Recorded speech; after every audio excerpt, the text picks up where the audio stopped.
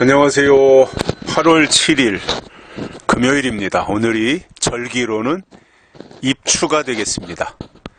아직 여름이 오지도 않은 것 같잖아요. 장마가 길어가지고. 그런데 입추네요. 가을 접어드는 입추. 벌써 계절이 이제 가을의 길목으로 접어드는 것 같습니다.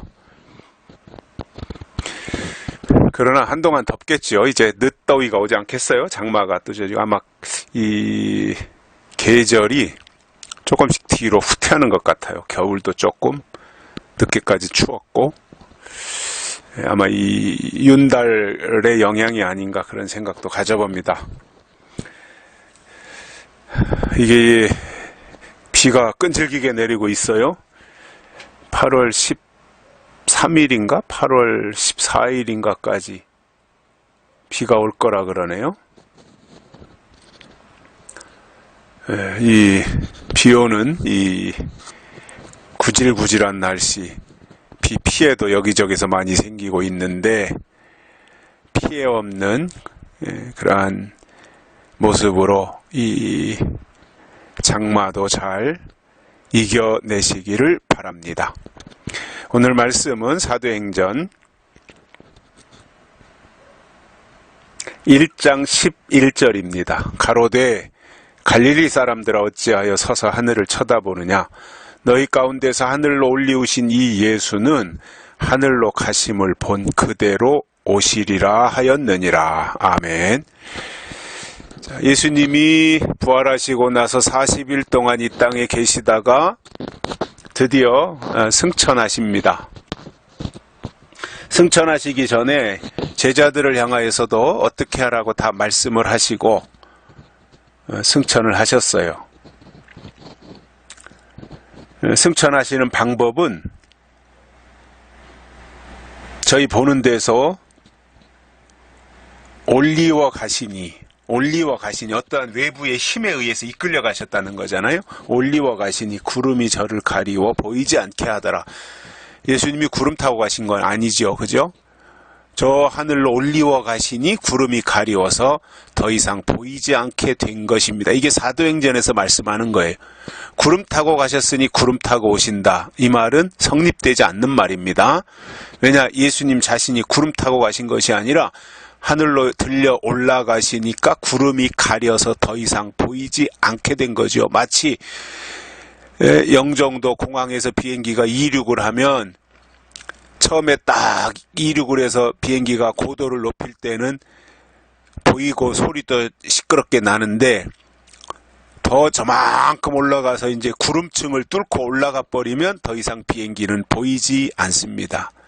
그 커다란 전보 비행기도 구름 속으로 들어가면 더 이상 보이지 않는 것처럼 예수님도 그렇게 승천을 하셨다는 겁니다. 근데 그 장면을 보면서 제자들이 하늘만 쳐다보고 있는 거예요. 그게 아니잖아요. 예수님은 예루살렘과 유대와 사마리아 땅끝까지 이르러 내 증인이 되라고 예수님이 말씀하셨는데 제자들은 조금 전에 예수님이 하신 말씀을 망각하고 하늘만 쳐다보고 있는 거예요. 이야, 신기하다. 어떻게 저런 일이 생길 수가 있는가. 야, 예수님 참 신기하다. 이렇게 황홀해가지고 하늘만 쳐다보고 있을 때 흰옷 입은 두 사람이 그 제자들 곁에 찾아와서 한 말이 오늘 본문이에요. 갈릴리 사람들 어찌하여 서서 하늘을 쳐다보느냐? 왜 하늘만 쳐다보고 있느냐?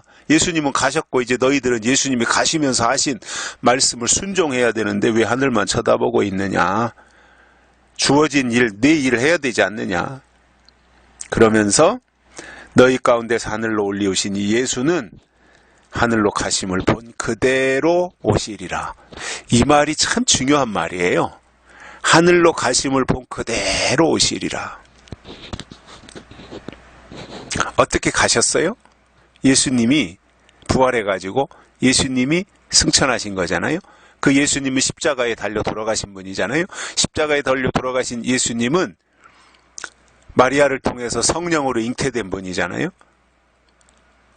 그래서 성령으로 잉태되신 그 예수님이 이 땅에 태어나서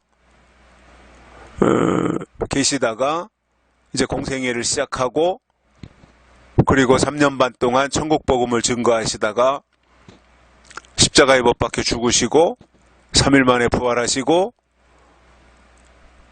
그리고 40일 동안 계시다가 승천하셨어요. 그리고 가심을 본 그대로 오신다 이거예요. 저는 물론 뭐 다른 성경 구절에서 다르게 조금 차이 있게 말씀하는 부분들도 있지만,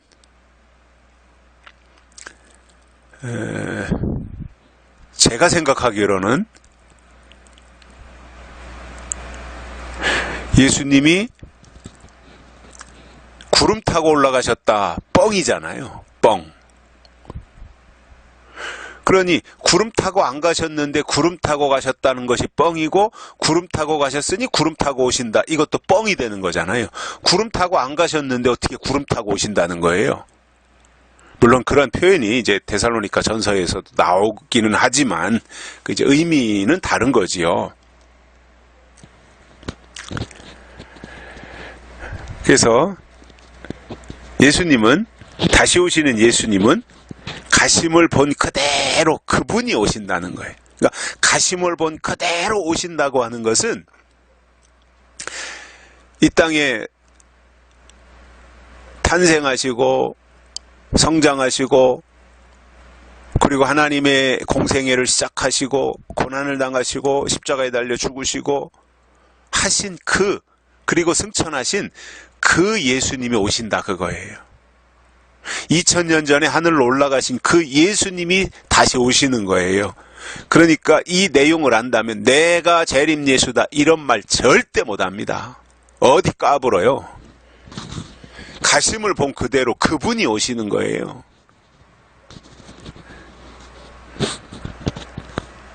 그런데 이제 성경을 잘못 이해하다 보면 계시록만 가지고 이해한다든가, 아니면 계시록도 한 부분만 잘못 이해한 거죠. 그러다 보면 주관적인 해석이 돼요. 자기 중심에. 또 거기 알레고리까지 이제 접목이 되고 나면 이제 뭔가 사람들이 이제 떠받들어 주는 경우가 생기잖아요. 그러면 이제 우쭐해지는 거예요. 그리고 자기가 대단한 줄 알아요. 그리고 자기에게만 마치 무슨 신의 계시가 있는 것처럼 그렇게 착각을 하는 겁니다. 그러면 이제 자기가 내가 바로 재림 예수다 이렇게 말하는 거예요. 한국에 뭐 수십 명 있다 그러잖아요, 재림 예수들이. 저는 오래전에 사도행전 1장을 읽다가 사도행전 1장 이 부분을 제대로 이해하면 내가 재림 예수다 이 말은 절대 못합니다. 왜냐? 다시 오시는 예수님은 2000년 전에 이 땅에 오셨다가 모든 사명을, 그때 당시의 사명, 그때 당시의 사명은 십자가에 달려 돌아가시는 거잖아요. 그 사명을 다 완수하고 하늘로 승천하신 거예요. 하나님 보좌로.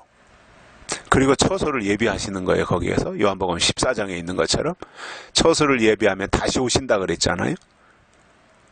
그러니까 2000년 전에 오셨던 그 예수님이 처소를 예비하고 신부들을 데리러 다시 오시는 거예요. 어디 지가 재림 예수라 그래요? 까불고 있어요.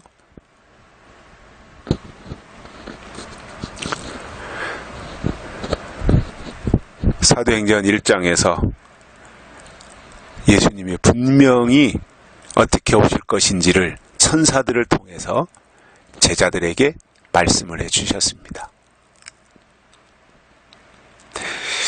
이단들은 이 말을, 이러한 성경 구절을 안 읽는 거죠. 그리고 자기가 섬기는 그 교주가 재림 예수인 것으로 착각을 하고 있는 거예요. 누군가가 그렇게 말도 했겠지만 자기가 가서 보니까 그렇게 보이는 거예요. 또 환상적으로. 그래서 치우치는 거죠, 그렇게. 그리고 자기 암시에 사로잡히는 거죠. 신앙은 그렇게 주관적으로 치우치면 안 됩니다. 성경을 통해서 성경이 말씀하시는 것을 한 발 더디더라도 차근차근 체계적으로 깨닫고 가는 것이 건전한 겁니다. 저는 그렇게 생각을 합니다. 신앙은 건전하게 가야 된다. 누구 이렇게 마음을 사로잡을 줄 모르고 선동할 줄 몰라서 이러고 있는 게 아니거든요. 하나님의 뜻이 아닌 거예요. 누군가를 선동한다는 거, 누군가를 사로잡는다는 거.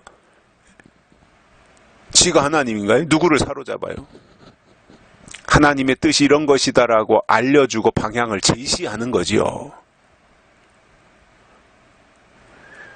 그래서 예수님은 가심을 본 그대로 오신다. 가신 그 예수님, 2000년 전에 승천하신 그 예수님이 그대로 다시 오신다.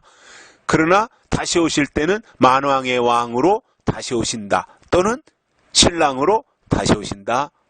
이렇게 이해를 하셔야 됩니다. 여기까지 하겠습니다. 감사합니다.